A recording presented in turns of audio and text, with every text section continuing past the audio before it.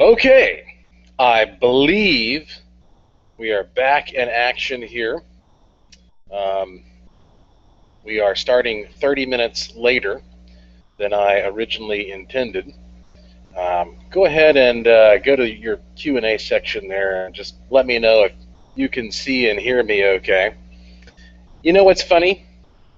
I got an email from a lady who said that due to her time zone, she wanted to know if I could start the broadcast 30 minutes later. And she actually has a wishing machine. And I told her that, well, no, I'm sorry, we can't start it 30 minutes later because that um, it's already been scheduled and publicized at this particular time. Well, now guess what? Here we are, starting on a separate link 30 minutes later. So, okay, great. Looks like it's working for Aaron. Thank you, Aaron. Um, I think this lady might have used her wishing machine for nefarious purposes. She might have selfishly manipulated things so that she got her wish. We're starting 30 minutes later. So, okay, go ahead and send me a note. Let me get a few notes in here just to make sure it's sounding good to everybody else. All good, all good. Excellent, excellent. Well, hopefully we didn't lose too many people by transferring over to this new link at this slightly later time, but that's how it goes. It was my own fault. I did not realize that I had to open the Q&A before the webinar started. That seems kind of silly to me. Seems like you should be able to start your webinar, and then when you're ready to take questions, you go, oh, let's open the Q&A app, and then boom, it opens. But that's the thing, technology. It's that I don't get nervous about speaking to people. I don't care if I'm in front of thousands of people at an auditorium or I'm talking to all of you all around the world. Technology does make me a little nervous because I work with it all the time and I know how badly things can go. So it looks like, oh, yes, Goblin says the space-time continuum has been altered 30 minutes. Very well said. All right, so I'm going to presume that maybe there are other people who wanted to start a little bit later as well. That's okay. You know, our plan is to go for about 90 minutes tonight. The last webinar was 3 hours. And so we're going to see if we can shave that down a little bit. But, you know, I'm happy to stick around and answer your questions. And I appreciate all of you being patient as we overcame our problems to get this off the ground. So once again, welcome wherever you may be in the world, especially if this is the first time that you have investigated, researched, looked into the wishing machine, and welcome back if you were a part of our broadcast last time.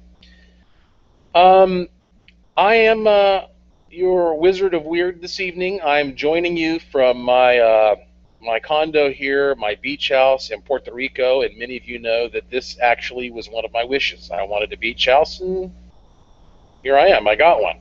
So we're going to try to help all of you make your wishes come true tonight. So if you have a device, then we're going to see if we can help you make that device more effective. If you're just curious, that's fine as well. Someone is asking, can you see me now? Well, no, actually, it's not that kind of a webinar, so I can't see you. You're just going to see me. And so that's kind of weird because for you, it's just like you're sitting there watching TV. But for me, I'm kind of like sitting here looking at my computer pretending it's a person. It's like 2001: A Space Odyssey and Hal is somewhere inside the red eye. But no, you're okay. You're just watching TV. Okay, guys, I have some information that I want to share with you before we dig into the Q&A and the other stuff that you came here for. Yes, I'm glad everything's working well also, Angelica. I am going to be looking at your information and your comments and your questions as they come in, and really, really happy that we've got this monstrosity back up and running. Now, of course, for those of you who stick all the way through to the end of this webinar, I'm going to give you a free gift tonight. And I think you're going to like it. So hopefully you'll be able to stay with me the whole time. And I'm doing this because we are promoting our brand new website, wishingmachineproject.com. wishingmachineproject.com. And now if you go to that website, you're going to find testimonials from people who have had success with the wishing machine. You're going to find personal workshop info. You'll find all 3 hours of an interview that I did. Dave Schrader of Darkness Radio, he interviewed me all about the wishing machine. You can listen to that. There's all kinds of good stuff there. So we're excited about that, and we're going to continue expanding wishingmachineproject.com, and so hopefully this will add more support to this community of people who are interested in this amazing technology.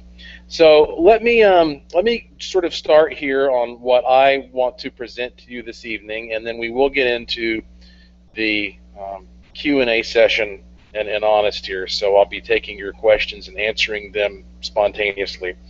For one thing, you know, in my last webinar, I made it clear that one reason I'm really excited about the wishing machine technology is that I personally believe that humankind, human nature, is primarily good. And I believe that based upon my own travels and my own experiences with people around the world. Now, granted, I know that we have flawed systems in place, political systems, cultural systems that have allowed corrupt and negligent and confused individuals to get into key positions and make some poor decisions, and that is why that our history books are so replete with all kinds of, you know, terrible, negative things, and sometimes you feel like you're never going to get out from under that. Well, I believe that if you have faith in the individual and you empower people and you give people the ability to use a tool to help them manifest their own particular desires, most of it will be good, and it is a big step in shifting that wave, shifting the momentum over so that we ultimately have a more positive world.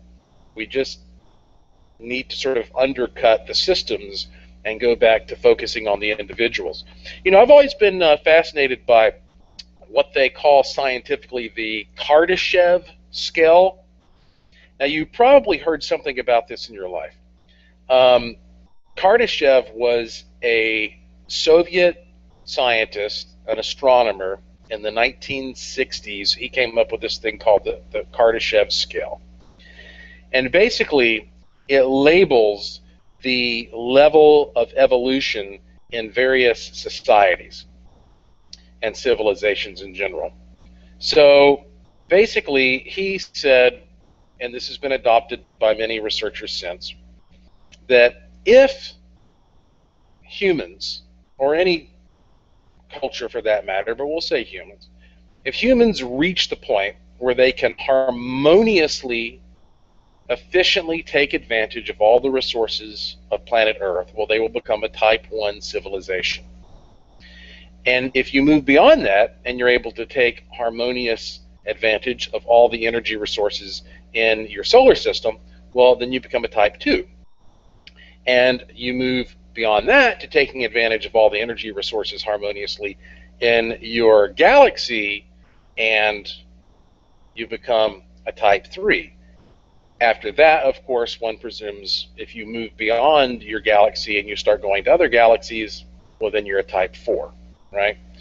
So we here on Earth, we're not even a type 1 civilization. We're a type 0, if you want to call it that. And I honestly believe the way that we are going to get into that type 1 category is by using and understanding technologies like the wishing machine radionics box. I believe that because ultimately it's about merging consciousness and the power of the mind with what we perceive as the material world. And we're going to dig a little bit more deeply into that later. Many of you know me from the years of investigations I've done into mysterious phenomena, whether it be ghosts or UFOs or cryptids or psychic phenomena or angels or demons, or you take your pick. And ultimately, the common denominator in all of that research was a quest to understand the nature and the boundaries of this thing called reality, and even more specifically, what the relationship is between humans and reality. So what we're doing here with the wishing machine fits right into that, because we're talking about using this understanding, this kind of research, for a powerful, positive purpose. Let me give you kind of a real-life example of how and why I think these machines tend to work in general. You know how that, I don't want to sound mean when I say this, but you know how it is when there's a celebrity that you see all the time in the news and the media, and you're like, I just don't care for this person. I don't like seeing this individual. Could be an actor, could be a musician. You just can't stand being entertained by them. And you ask yourself, why is this person famous? Why is this person rich? Why is this person living a life of luxury? What makes this person so special? Because when you start looking at some of these people, you realize you don't have to be the most talented. You don't even have to be the most intelligent. You don't have to be the best looking. Granted, some of them may have had advantages based upon, family connections or whatever, but many of these people who are in these positions have accomplished that because they're really good at manifesting opportunities for themselves. That's a key skill. And I believe that these boxes are there to help manifest opportunities. And of course, the boxes can be used in many different ways for different purposes. But I'm fond of telling the story about how that, my very first box I paid $300 for. And as soon as I got it, I wished for $300 back. And a couple days later, I got a phone call and I was offered a very easy speaking engagement nearby that paid $300. I thought that was pretty strange that it was the exact amount that I was asking for. So when I wished for that money, it wasn't like it just materialized and fell from the sky, right? There had to be a natural flow of circumstances that synchronistically provided the opportunity for this to happen. And so if you're looking to improve your life, in many, many cases, what we're really looking for are opportunities to improve our lives, and that's where these things help. Why do I think they work? Well,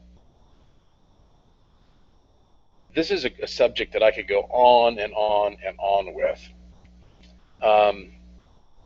Let me go ahead and tell you first here, right off the bat, that,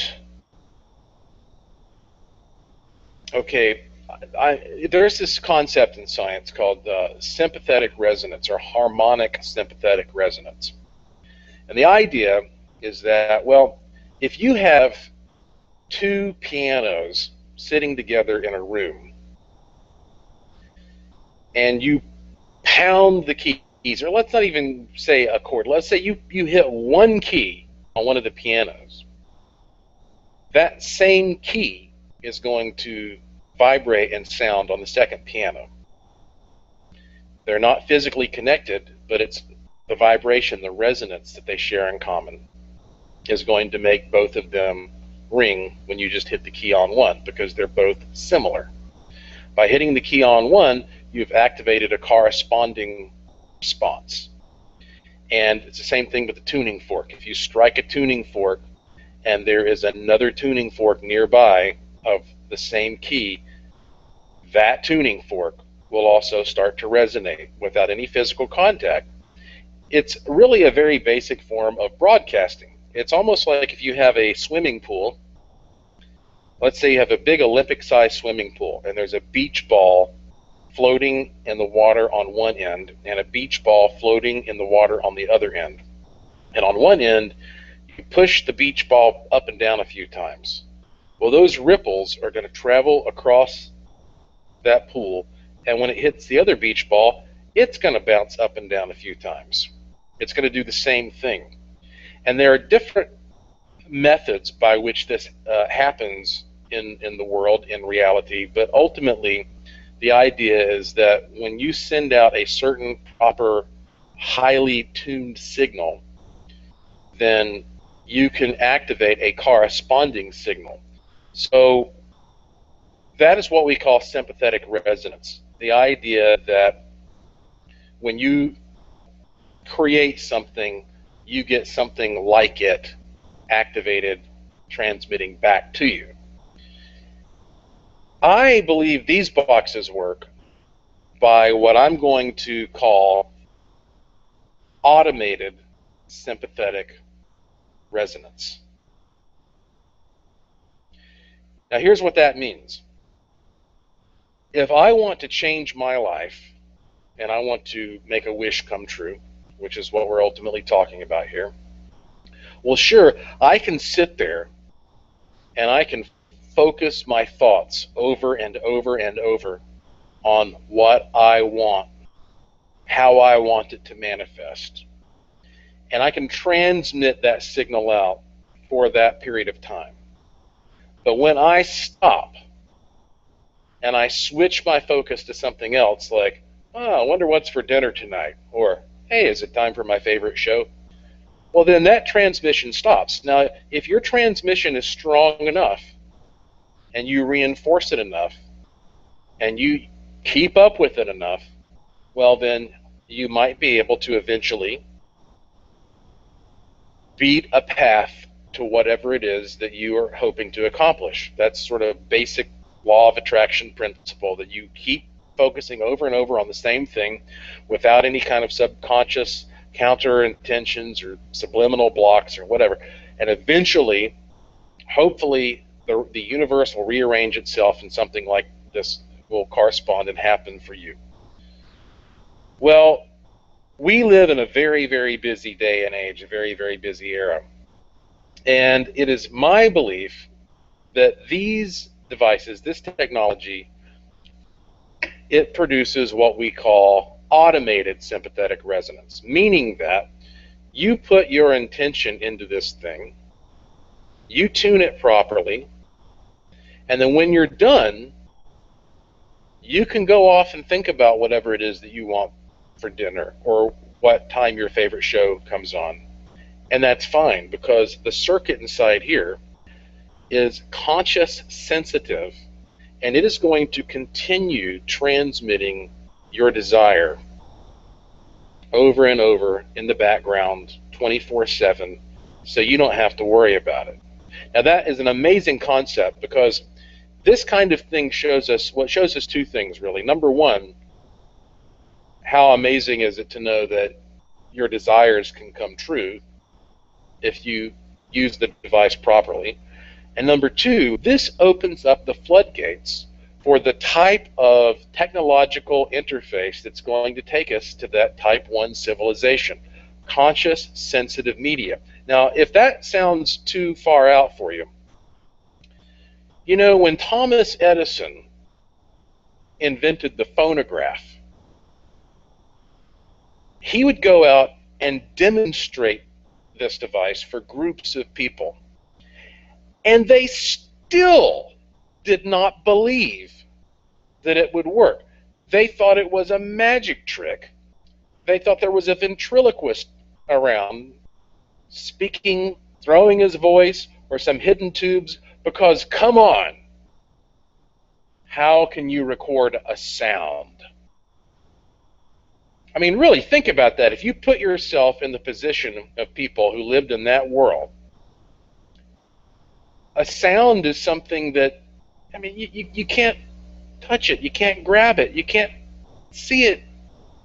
How are you going to record a sound? It's the most insane thing they'd ever conceived of.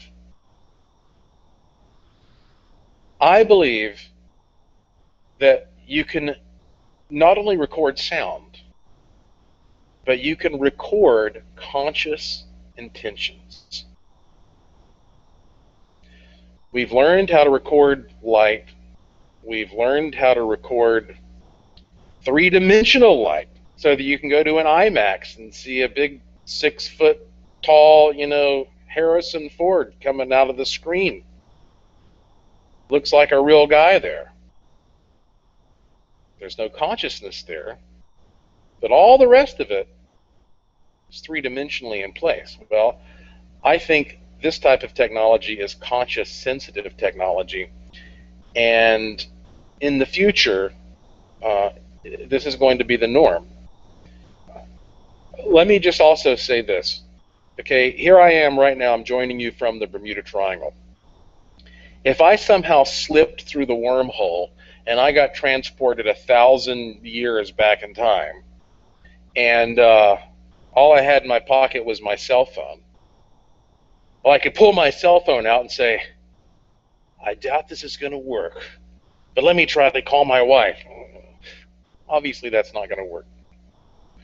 A few hours later, when this cell phone battery runs down, I can tell the ancient people, well, this is a magical device. It, under the right circumstances, allows you to speak to people all around the world. It's able to uplink to satellites in outer space and give you weather information and geographic information. It's able to automatically calculate things that are too difficult for me to do in my head.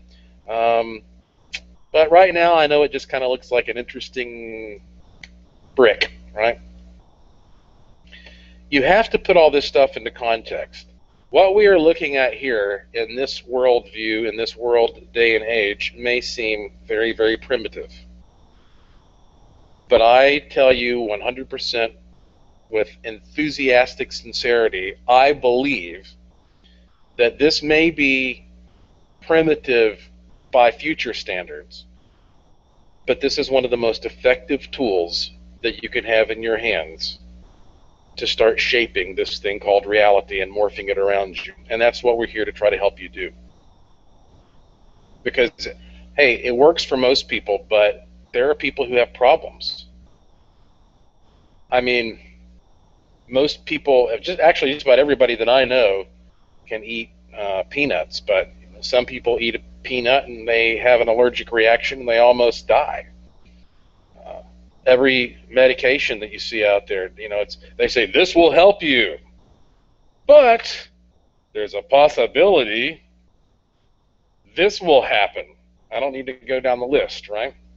So nothing works 100%, but it works for most people if they use it properly, and that's why we are here to provide information and content for you.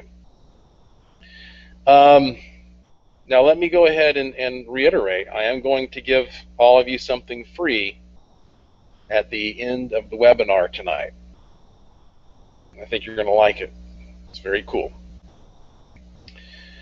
When it comes to using these devices, they don't plug into the wall, they don't take batteries. As a matter of fact, neither did the phonograph. But nonetheless, these are mind-powered devices. So what that means is they work properly when you properly represent your intention. But these devices are just like computers. Ultimately, what goes in determines what comes out. So I can sit down with a laptop and I can do things that maybe another person can't, and vice versa. And that's because I understand more about using the machine. The machine is simple to use from a technical perspective, but you also have to be really good at coming up with, again, the right representation of the wish that you want to come true. And the more that we ship these things around the world, the bigger this project, this experiment becomes. The more I realize that I need to start trying to do everything I can to help people come up with that perfect way of representing whatever their desire is. It kind of comes natural to me because that I have a big imagination. I'm a writer. I have worked in movies and TV and you name it. And having an imagination helps, because when you have an imagination, well, you can visualize what it is that you're symbolizing with the machine. But if you're not so imaginative, then sometimes you need a little bit of assistance with that, because ultimately these machines, when they transmit your intention, they're not transmitting the intellectual part of your mind, they're transmitting the emotional part of your mind, because that's the powerful part. The intellectual part it's just very clinical, and there are lots of dynamics going on in the intellectual part. There's a part of you that says, this can't work, and that part can work against your wish flowing through the machine. So it's important that when you represent the device, you start with having an emotional connection to the thing that you actually are trying to materialize. Dr. Mulder is the man who makes these machines, the mysterious Dr. Mulder. And he sent me a letter to read to you. He did this for the last webinar as well. And he answers some of the questions that some of you may have on your mind. And again, this webinar tonight is for people who have a machine and are confused about how to use it, as well as people who are just interested in the subject in general. So here's what Dr. Mulder asked me to share with all of you tonight. He says, hello, ladies and gentlemen. I would like to start by thanking all of you for your many positive comments and testimonials concerning the wishing machine. I am truly flattered. After years of building hundreds of these machines and getting feedback from customers all over the world, I noticed that they all, with very few exceptions, wished for the same basic things. They were money, relationships, gambling, and health. Let me say on a side note, money, gambling, maybe those should be combined, I don't know. He goes on to say, from this, I redesigned the circuit to cover all these goals and more. I call this new model Generation 2. This has eliminated the need for customization in at least 99% of all cases. So that's something that you should know if you're buying a new machine, that he does have this Generation 2 that he has figured out. He says, before closing, I would like to briefly cover the advice that I give regularly concerning common wishes. Start with subject number 1 here, money. Money is a state of mind and the transference of energy. Don't just think about a certain amount of money. Think about what you would need to do to obtain this money. If you were a car salesman, how many cars would you need to sell to make the commission to reach your goal? Even still, don't think about the money. Think about what you would use it for, such as a new house or to pay off credit cards. And let me pause here and just interject. Again, what he's saying is, instead of just wishing for money, Wish for what you want. Okay? Why do you need the money? Do you need the money to pay your rent? Okay, well, skip the money part and wish to pay your rent. Do you want a new house or a new car? Fine, skip the money part, jump straight to, I'm going to wish for a house, I'm going to wish for a car. Getting back to what he said, number 2, relationships. If you are looking for true love, do not wish for one specific person. Wish for the right person that's best for you. That's a big one. Okay, next subject, gambling. A lottery or horse race or anything that involves large amounts of people is very difficult to win. The reason is that you are competing with the will and intentions of other gamblers. A good experiment is to set the machine for good luck and then go to a casino and bet on something that only involves you in the house. Your chances should drastically improve. So you see what he's saying here? I mean, if let's say you want your machine to make your favorite football team win the Super Bowl. Well, how many people out there across the country are wishing for their team to win the Super Bowl? So do you want to go up against that level of force? You can do it, but you know, again, it's all a matter of the fact that we're kind of living in a bubble here, and if everybody focuses on the same thing at once, well, whose intention is more powerful? And the last section is health. And he says, due to legal reasons, I will not comment on that, but just do a Google search for health and radionics, and you will find plenty of information. Thank you all, Dr. Mulder. So hopefully that helped you right off the bat in terms of some of your basic questions. I also want to point out that when you buy one of these wishing machines, Dr. Mulder and his staff, they contact you directly through email. So some people are under the impression they're going to receive a phone call, and that is not normal. For one thing, it's very important that the communication is done in writing, because that helps to actually improve the effectiveness of the communication and what the wish is about. Number 2, he doesn't have the time to call everybody. You know, he is a master craftsman who is customizing these things, and you can get the information across in an email. Taking the time to coordinate a phone call, and then once you connect with each other, you know, having extraneous conversations, I mean, that just takes away from the time that he puts into building the device. So when you get one, you'll get an email from him, usually almost immediately, him or his staff, and that's how the communication will proceed. Another thing that I want to point out here is that when you are using your machine, when you've set it up for a wish, I recommend that you do not talk to anybody about your wish.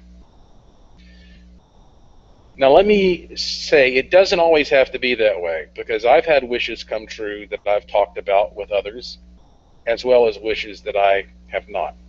But it seems like most of the time you have a better chance if you keep this a private scenario. And what I mean by that is you get the machine, you set it to wish for whatever you want, and then you put it away in a quiet place, and you don't tell anybody else about it. The reason I think that's good is that when you tell other people about what you're wishing for, well, what you're doing is opening a door for their negative intentions to possibly get involved. And the fact of the matter is, they don't have a dog in the fight. So why give them the opportunity? A lot of people who have never dealt with this kind of technology and don't understand it, and maybe don't even have the mind to get it, they're very critical And especially once you start having success with these and your wishes start coming true, unfortunately, a lot of people don't like you to be happy when they're not happy. You know what they say, misery loves company, right? So sometimes I wish for something amazing and it happens and I'm so excited and I want to tell everybody, but then I remember, like, I better not. Because there are people who get offended by your good fortune. It's incredible, but I think you all know what I'm talking about. And so your relationship with this box should be a private one. Now, you can tell people I have a box, I'm using a box. You can say, here are my results, but I just wouldn't be specific, especially regarding something in particular that you have wished for while that wish is in progress. So if you have a box and it's not worked for you, ask yourself whether or not you started blabbering to other people about your usage and whether or not their intentions may have sabotaged your intention on the box. Because remember, this is a mind-powered machine, and it's powered by your mind.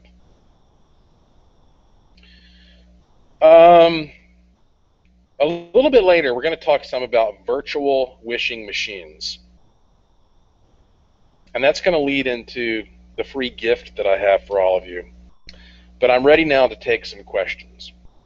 So I have this Q&A panel. Again, the reason that we kind of had to restart this webinar and deviate from our original time and link is because that I wanted to make sure I had this little Q&A panel open here so that I could take your questions.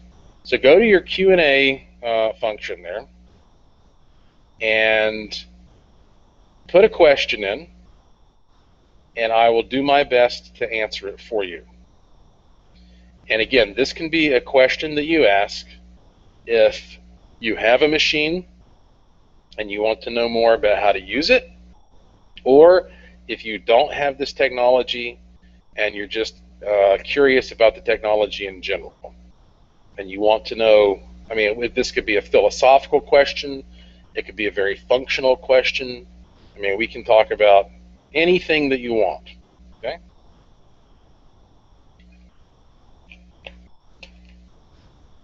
Okay, here's a question that came in from Mike C. And he says, I recently got my wishing machine and I still do not really get the stick. I stop when I think it feels like a stick, sort of dragging on the plate, but I'm not sure if it is correct. Almost like a finger gets wet or sweaty, then sticks. Do you stroke or circle? Okay, here's what I do. I stroke. So I take my right index finger and I stroke it on the stick plate from top to bottom, just kind of lightly with this top pad of my finger. And as I do that, I use my left hand to turn the knobs one by one. And sure enough, as I'm turning a knob, there will be a point where this smooth plastic surface will suddenly stick. So it's no different than if I lick the tip of my finger and put it on there. Now it feels different. It feels tacky. And that's a good way for you to, again, represent that sensation. Now, sometimes you will not get a stick. And if you don't get a stick, you should leave the dial at 0. Just don't put it anywhere, because it's not necessary that there be a number on every one of these dials. So I've done this before where I've adjusted all 9 dials and there are only 2 numbers and all the rest are zeros. However, this is a subjective feedback mechanism, and it is easier for some people to get sticks than others. That is because that, well, for one thing, we all have a different sort of, tactile interface through our hands. Some people have calluses that others don't have and whatnot. So if you just find that the stick thing is just way too inconclusive for you, another thing you can do is use a pendulum. And a lot of people do this, actually. What you do is you take any type of a little pendulum. You can even take something like a sinker and a little piece of fishing line or some string like that, and just let it dangle from your right hand over top of this plate. You can pretty much take anything in your house that has some kind of, balanced weight and just dangle it. And then you can basically mentally program that pendulum and say, I want you to swing when I get to the right number. And you can envision how you want that swing to be. If you want it to be clockwise or counterclockwise or left to right or up and down. And then when you tune the knob, you'll see it swing. And so those are two different ways that you can use the device. And actually, I'm sure there are probably some others, but that usually works best for most people, either one or the two.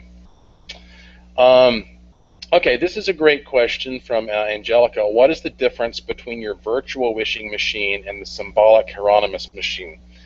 I want to talk a lot about that tonight, but I want to save it till after the main Q&A session, because that's one of my topics that I kind of am saving for the end. So that's very on topic of you, Angelica, to think of that question. It's a great question, but we will definitely get back to that later on in the webinar. Okay, here is a question from Jay. Has anyone that owned one experienced increased overall manifestation, not just the wish? Yeah. Well, in fact, I would say, Jay, that everybody who uses one of these properly increases their sort of overall connection to life and what is possible in general. You would not believe how many people buy one of these boxes and then they come back a month later and they buy one or two or three more.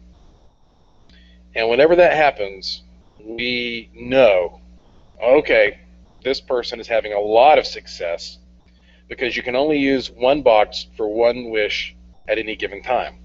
But the point here is, when you start using these boxes and you get serious about it, and you don't just buy one of these to just mess around as a novelty, when you buy one and you get serious about it, and you start seeing results, it changes the way your mind works in general. And it changes your relationship with the world around you. It starts making you wonder, how far can you go with this, right? And nobody knows the real answer to that question. What are the limits of this? There are certain, physical limits. We all know that we're going to die someday, and I've never seen anybody jump off of a building and fly like Superman just because he or she didn't believe in gravity. So there are physical laws that we seem to have to function within. But I would say that, yeah, I mean, it starts with one wish, and it becomes a whole new outlook on how to change the world around you to match your intention. You have to become a vibrational match for the things that you want to materialize, and this box is the tool that does that, or helps you do that. It's kind of like this, and I like to use this analogy. Using this box is sort of like the difference between reading a map and using a GPS system.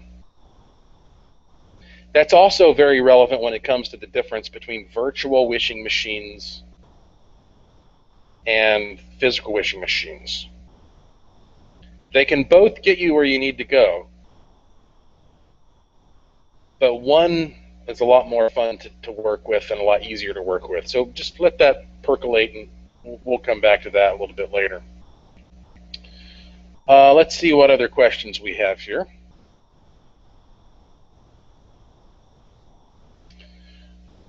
Okay, do I have to keep the wish on the witness plate till the wish becomes reality? I recently removed the wish from the wishing machine, and the wish became reality in 2 weeks later. Coincidence or not? Wow. That is a really interesting question. Thank you for that, Adrian.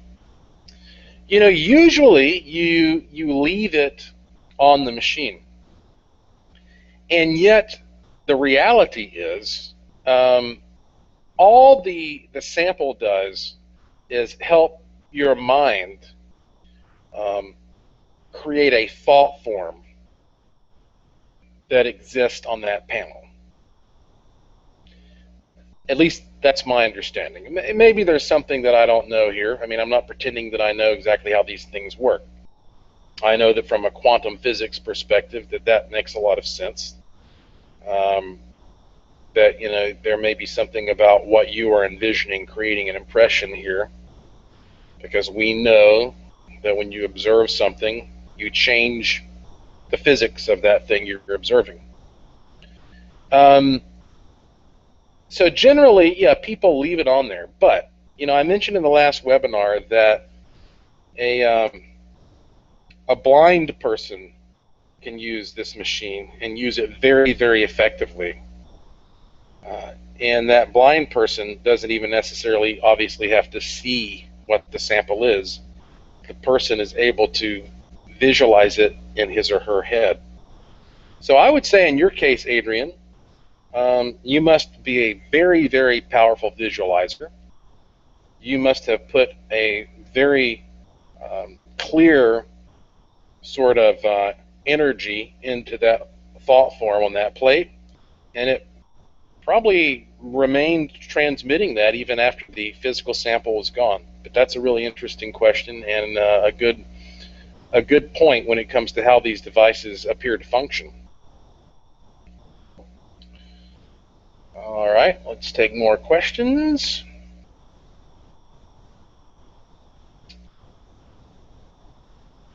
All right, here's a question. A documentary film. Okay, I got to tell you, I don't see the relevance of this question to what we're talking about. A documentary film about the Mecca clock hours in the world is the largest clock in the world. Beautiful documentary. Okay, I'm not sure what relevance that has to our conversation. I'm sorry, but I don't have a response for you on that.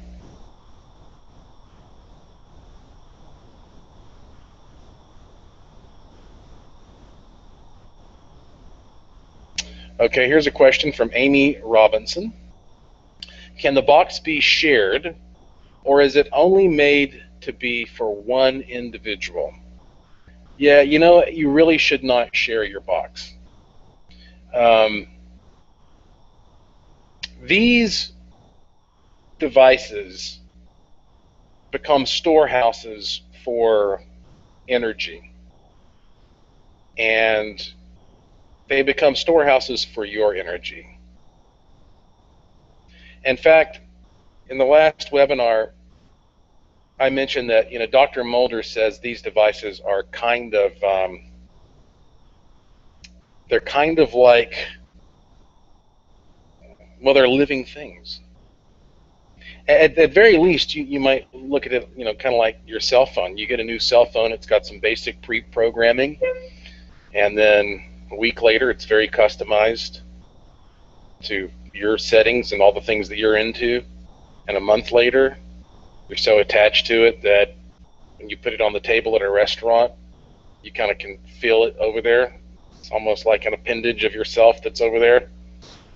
And then after a year, I mean, your life is on that phone. If it gets stolen, oh my God, everything was on that phone.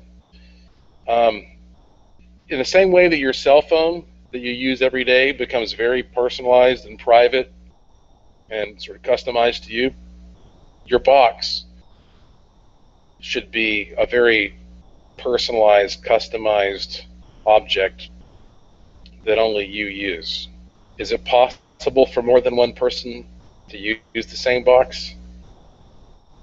I'd say anything is possible, but it's certainly not recommended, and there's no reason to think that if you do that, it's gonna work well for either of you. So I am strongly against that. Okay, wow, this is nice. Everything's working great. All right, very good. Okay, here's a question.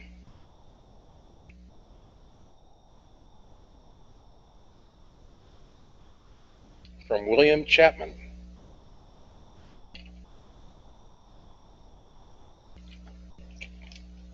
Is the wishing machine good for a lifetime?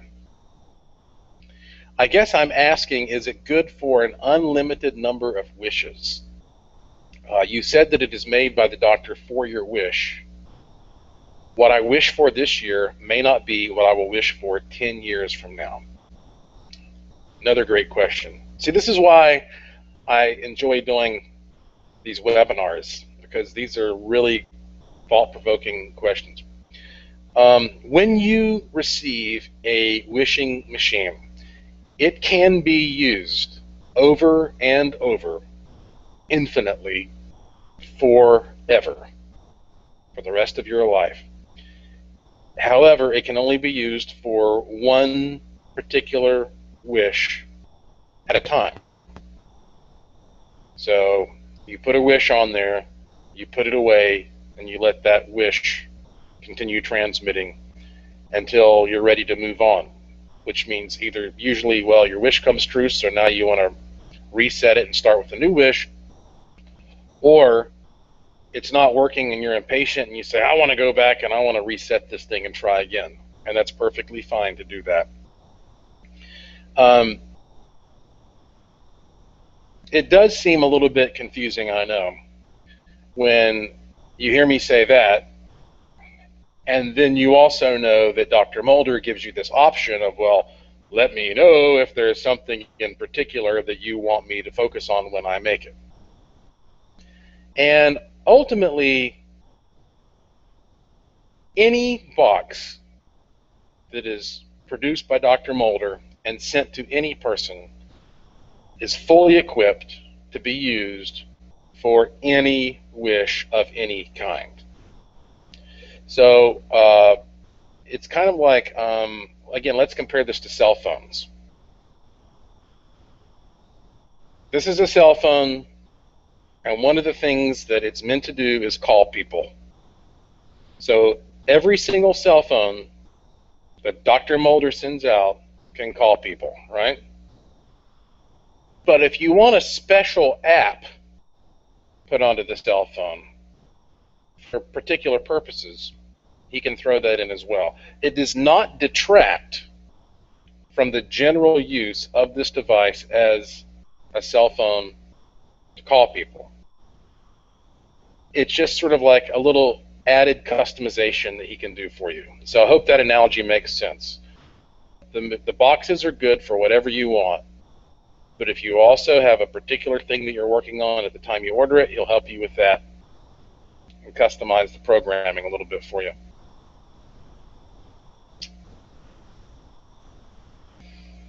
Keep the questions rolling on in there. Okay. Good question. This is from Griffith. When you have used your wishing machine, do you usually put the opposite of what you want and then reverse it afterwards to achieve your wish? Or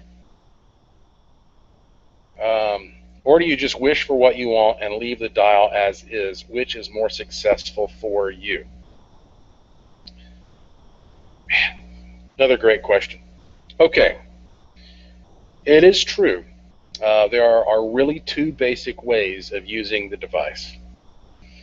And we try to explain this when you get your instructions. On the other hand, in the video that you all probably saw, where probably the first thing you ever saw me do related to this box was the wishing machine video, and you can watch it at wishingmachineproject.com. I was talking about the opposite method, where I said something like, okay, let's start with Joe. And let's say Joe lost his job, and he wants to be employed or something along those lines. So the first thing I did was put something here to represent Joe without a job, and I found the rate for that. And when you find a rate, all you're doing is numerically quantifying this otherwise abstract concept so that you have a way of dealing with it. So we find the rate for Joe without a job. And then I say, now let's get the inverse rate, because we want the opposite of that. We want Joe with a job. And then, you crank it to the inverse.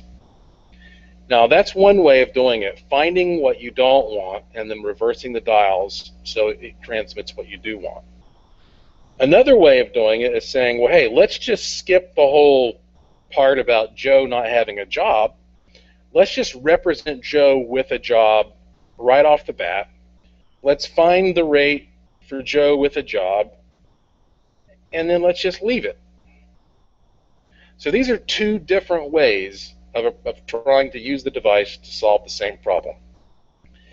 The device will work either way. And so therefore you might think, well, why do math and go through the opposite way? I'm just going to go for straight tuning, or direct tuning is what they call it. I personally like doing the reverse method. And the reason that I like, and what I mean by that is, instead of just saying, okay, here's Joe with a job, done, I like finding Joe without a job and then going through and reversing it. The reason I like doing that is that, considering this is a mind-powered machine, my mind enjoys the idea of literally solving the problem. So instead of just projecting good intentions out there, when you find a rate and you go, take that, now take that, yeah, take that, right? And you go through and you reset them to the inverse position, you are physically correcting the problem. And for me, the way that I respond to these devices and to scenarios I'm dealing with in the world, I think it makes it a stronger transmission for me. So I hope that those two different methods make sense. Some people want to just say, oh, I'm going to pick out what I want and transmit it. Fine. But if you're more of a problem solver type of person, dig in there and do the opposite way. You have options. Okay.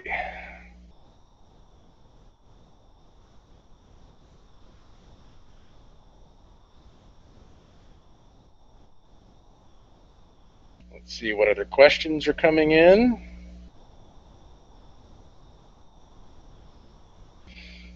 Okay, and hi, Missy Hill. Missy Hill. Investigator Missy Hill. You know, Missy, she is a radio host. She is the queen of pop culture conspiracy. She's been down here along with her husband Ron, investigating the Bermuda Triangle, and you should really listen to her galactic Earth fusion radio program. It's amazing. So Missy says, can you talk more about the inverse numbers and why focusing on the negatives and changing it to positives? So I think I pretty much covered it right there. That, the nice thing is it gives you the personal option to figure out what works more for you. And Missy, knowing you, I think that you would like the direct version more. That's just my gut instinct on that.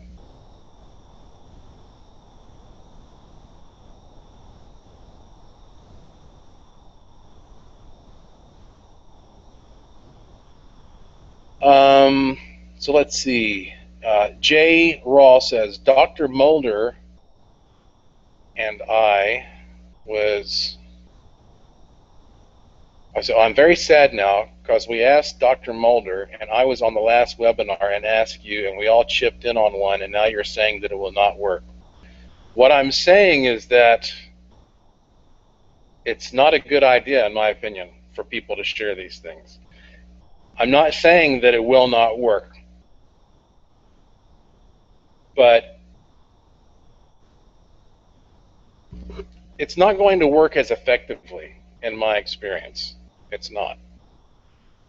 Because you're diluting the information.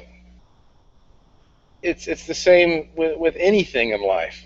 You know, if you're giving, I mean, imagine that this person, or excuse me, imagine this box is a person, and you're trying to give this person instructions, and you tell it one thing to do, and then another person comes in and tells it something else to do, and another person comes in and tells it something else to do. Even if the box is able to keep up with what everybody's saying, you are dividing the amount of energy into fragments. So, in my opinion, you should not share these things. And I would hate for a bunch of people to get one of these boxes, and you have like 5 people who all say, we're all going to make a wish on this thing, and then nobody's wish comes true, and you have 5 people who say, well, this thing sucks. It obviously doesn't work because there were 5 of us and nobody's wish came true.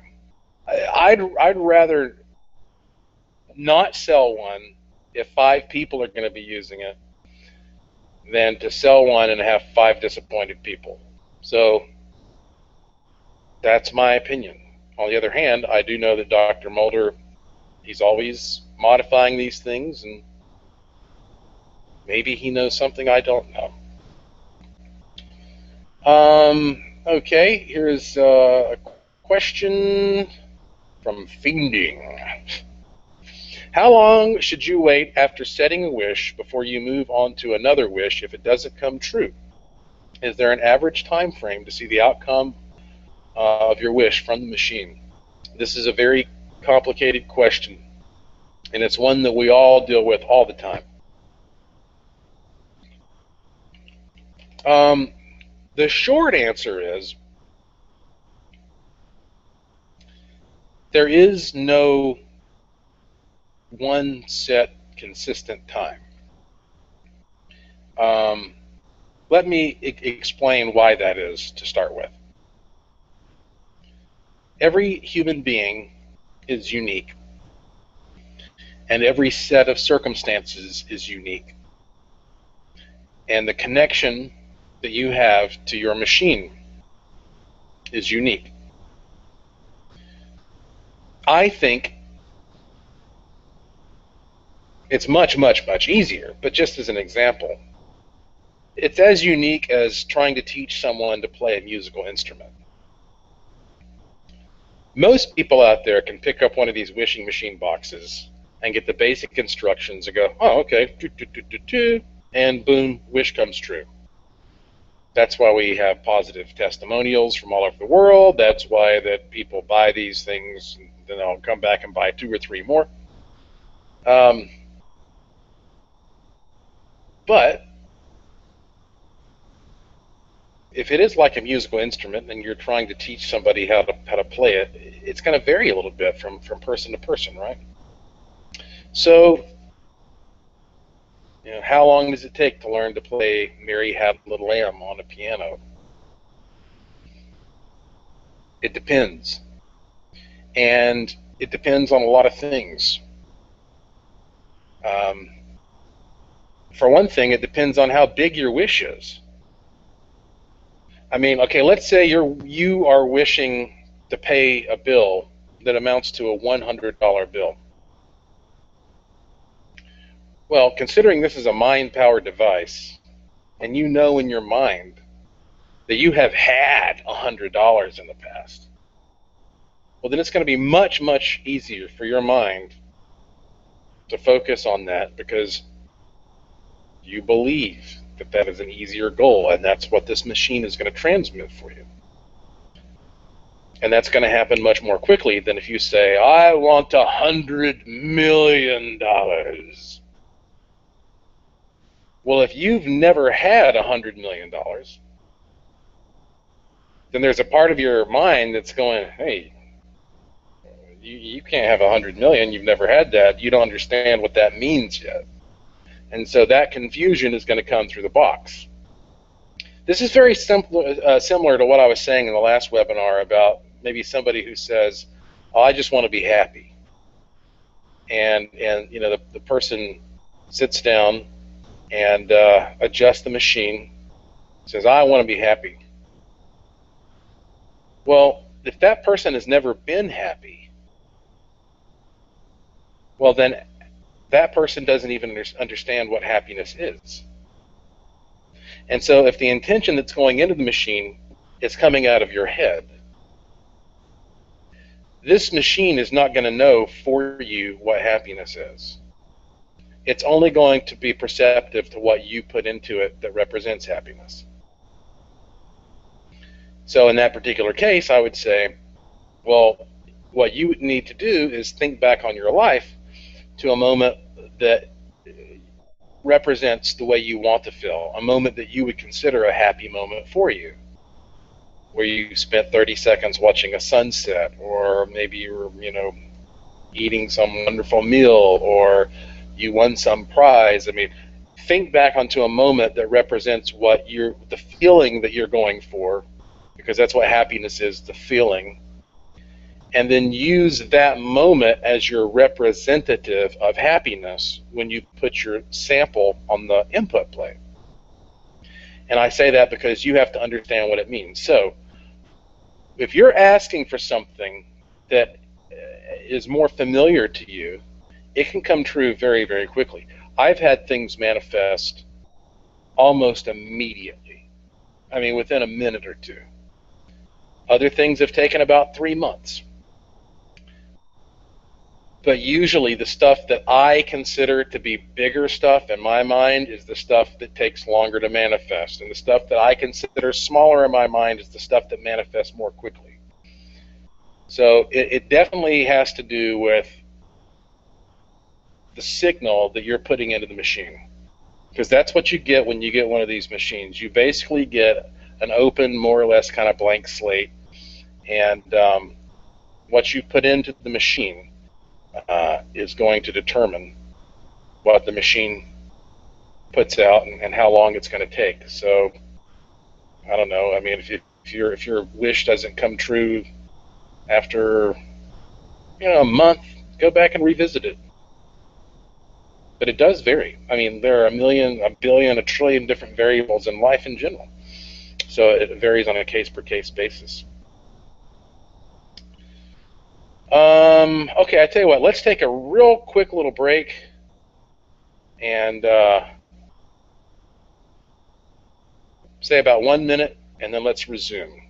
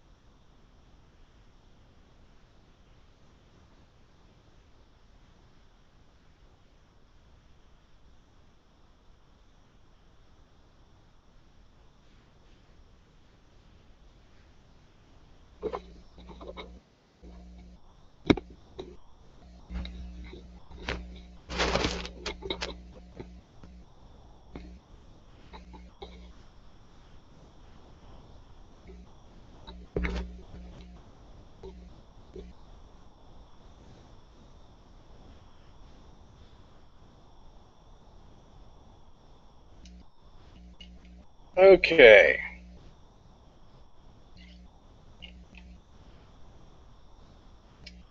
Welcome back.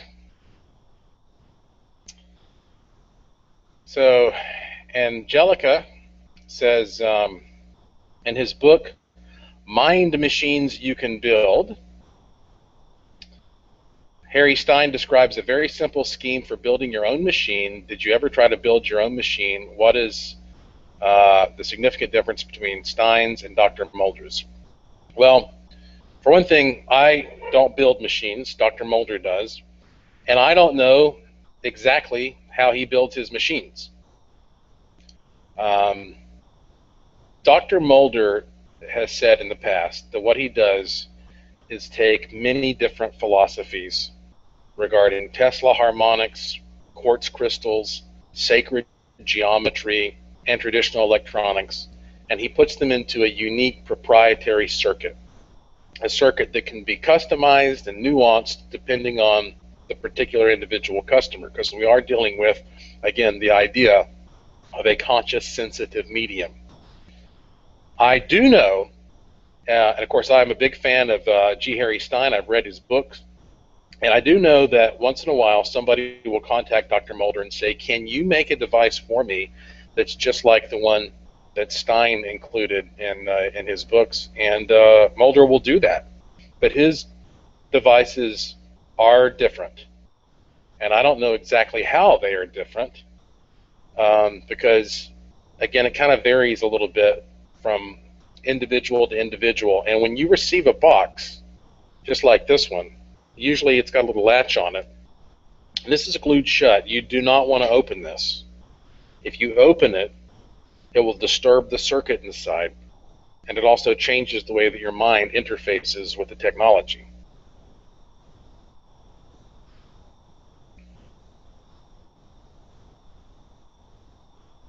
Okay, Aaron says, does the wishing box come with a user's manual that contains thorough directions? Yes, it does. It has a user's manual, and you can also email us with questions, and we will do our best to answer those questions for you.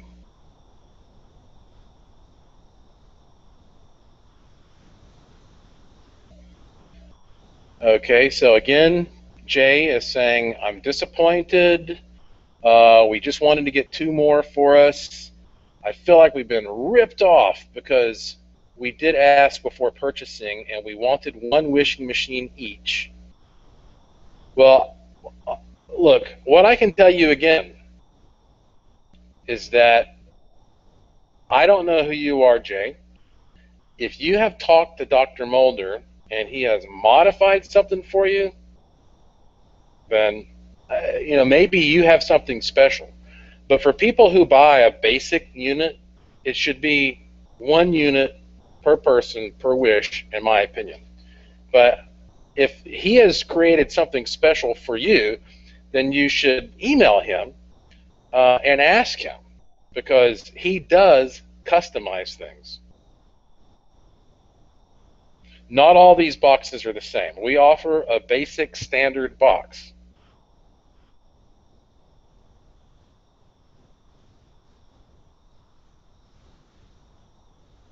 Huh. Someone says, I think I saw a blue orb floating in the back near the dark area. What are some of the easiest wishes to come true? Well, I don't know about easiest wishes. At this point, after doing this for years, all of my wishes seem to be pretty easy. I mean, I don't have much doubt when I sit down and I set up the box that my wish is going to come true. In fact, there are times when I don't even think about the wishing box anymore, because when you know you have something that will make your wishes come true, you don't even have a tendency to want to use it.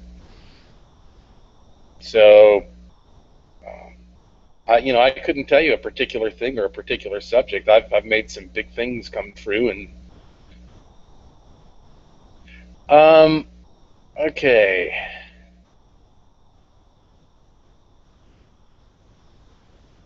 Oh, okay. Look here.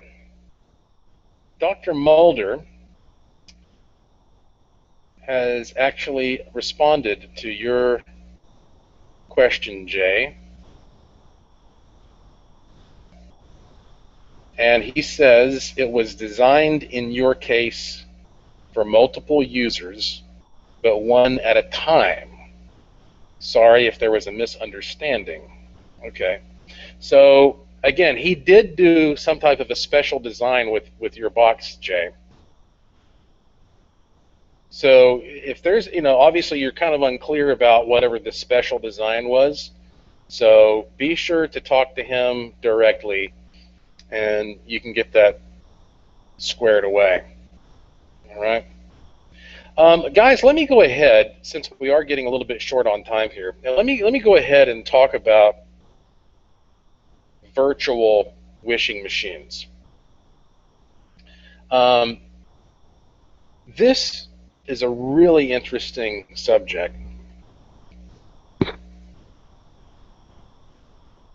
And it's also not easy to talk about.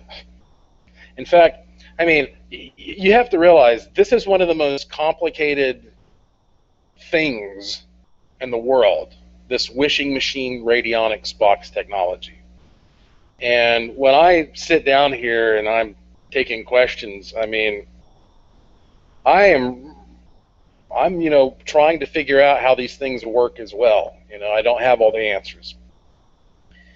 And sometimes you have to learn about sort of the proper language to talk about this kind of stuff, because it is so new and it is so innovative and it is so amazing.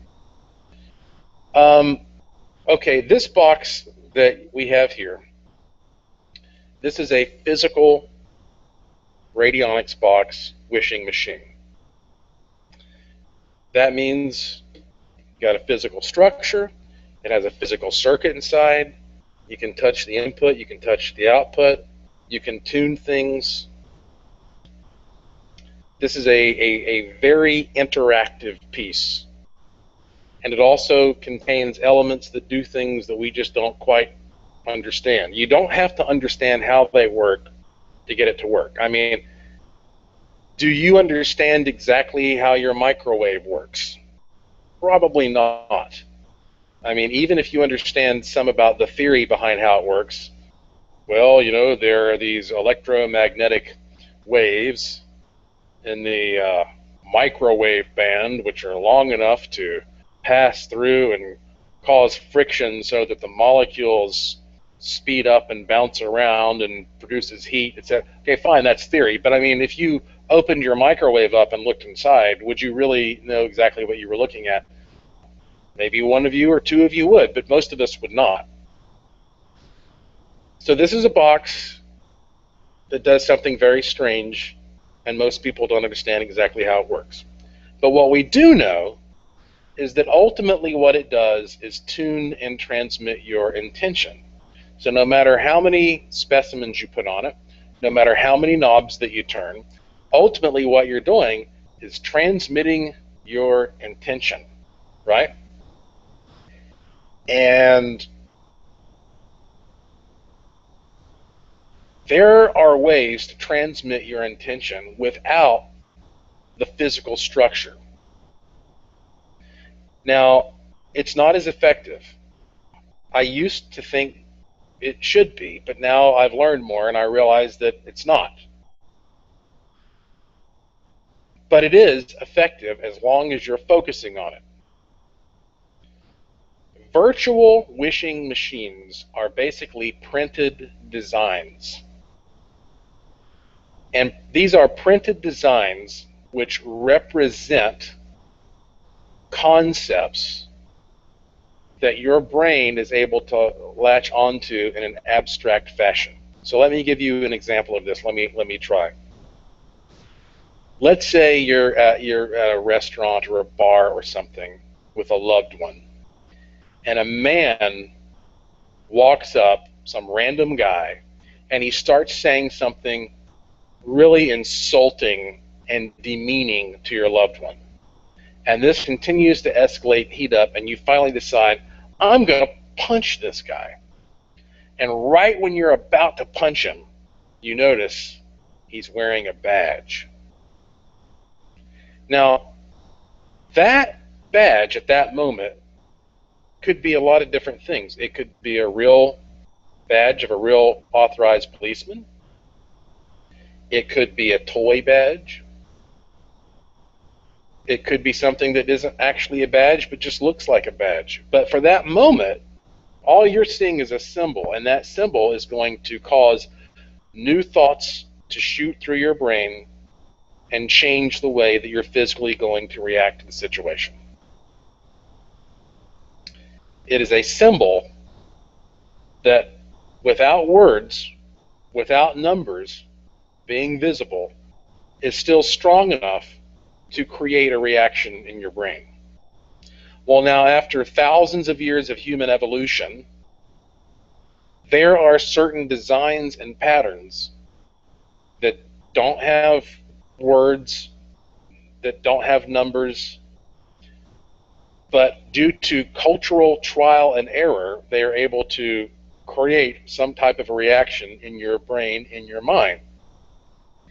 And the very rare group of folks who have studied this over the centuries are people who have basically studied what we call symbolic radionics or symbolic psionics. Again, printed designs that can activate certain parts of your brain to start sending out certain signals. And so there are a very small selection of designs out there which are called virtual wishing machines. They're basically printed designs, and when you look at them and you think about what you want, they activate a part of your brain that kicks in to the process of imaginatively transmitting what you want out there to the world. And I spent years investigating these different virtual designs and experimenting with them. And kind of like, Dr. Mulder taking various parts like the strong suits from different physical radionics boxes, I took different strong suits from various virtual wishing machines, and I combined them all together into what I think is the ultimate virtual wishing machine design.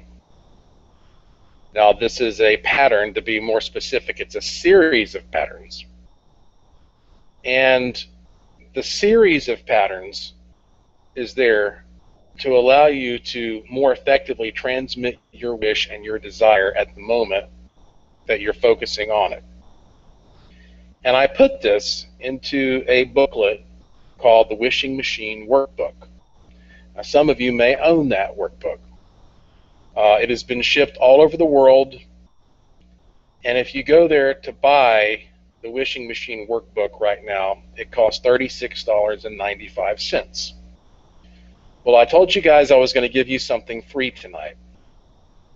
Well, because all of you have stayed here to the end of this webinar,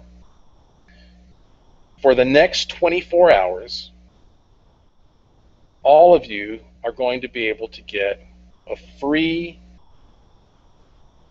instant PDF download of my Wishing Machine Workbook. It's an updated second edition.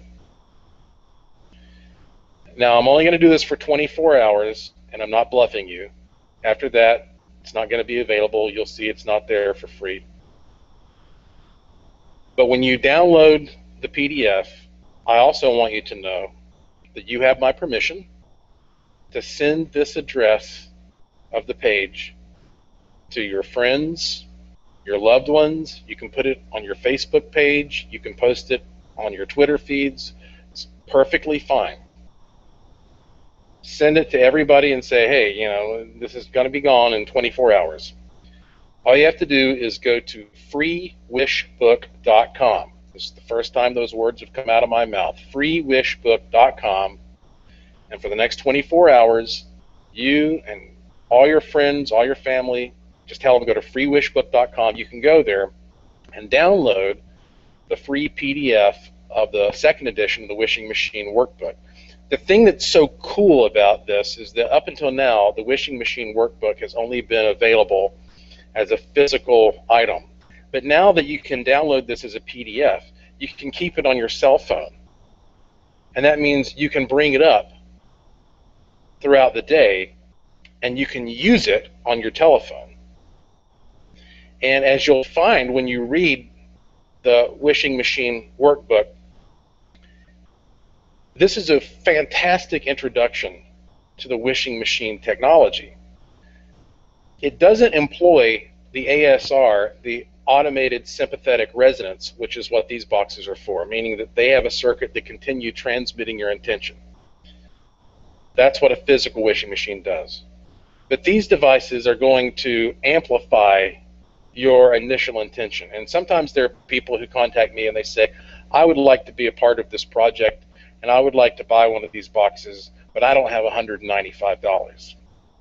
Well, if you get this free PDF, use it to wish for $195. Well, actually what you should do is you should use it to wish for a physical wishing machine.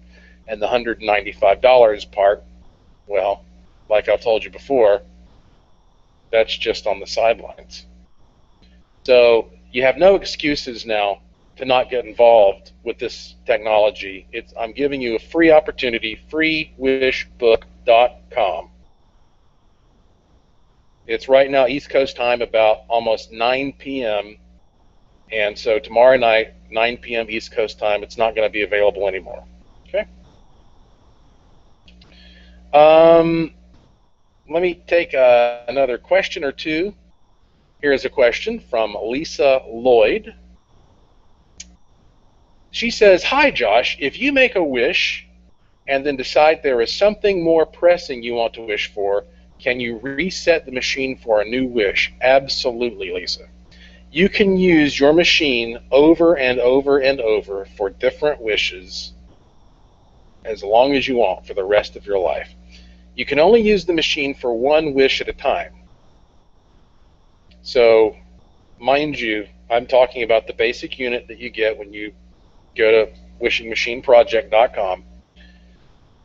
But, so that means while one wish is in session, you can't start up another wish, okay? But you can end that session or wait till your wish comes true, whatever you want, and then you just reset it and start over with a new wish. And you can keep your box running all the time for one kind of wish or another.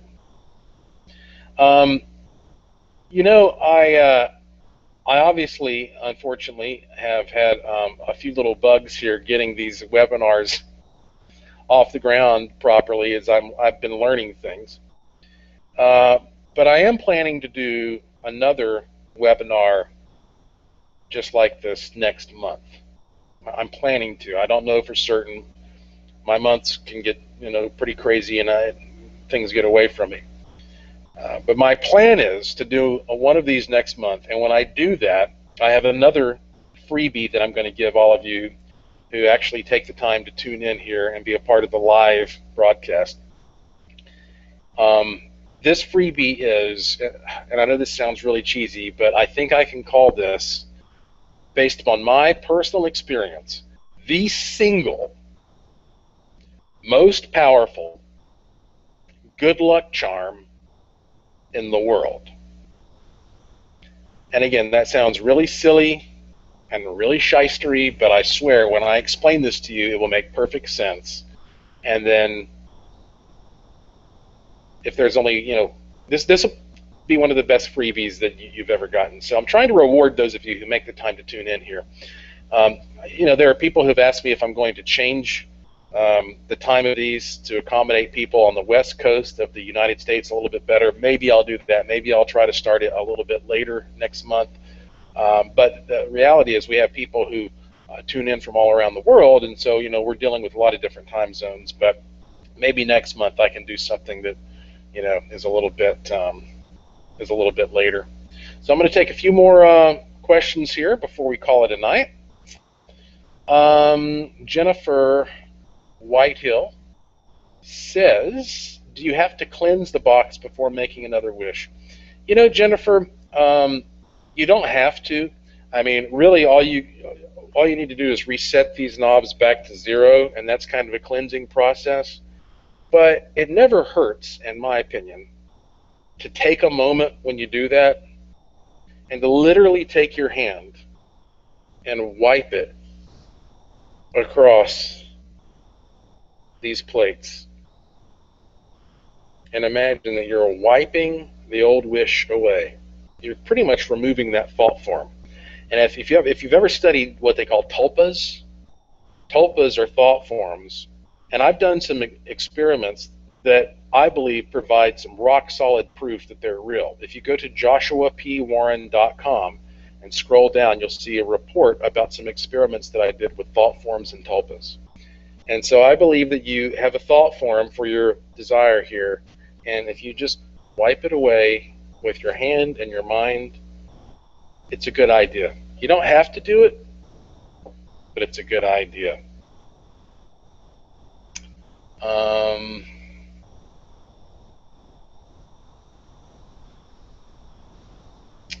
All right, okay. Jay says, thank you for clearing up the confusion. We got scared. Well, once again, guys, like I say, when I do these webinars, I'm talking about the basic units, but Dr. Mulder, he can customize these things, and I don't always know what little bells and whistles that he's putting in these.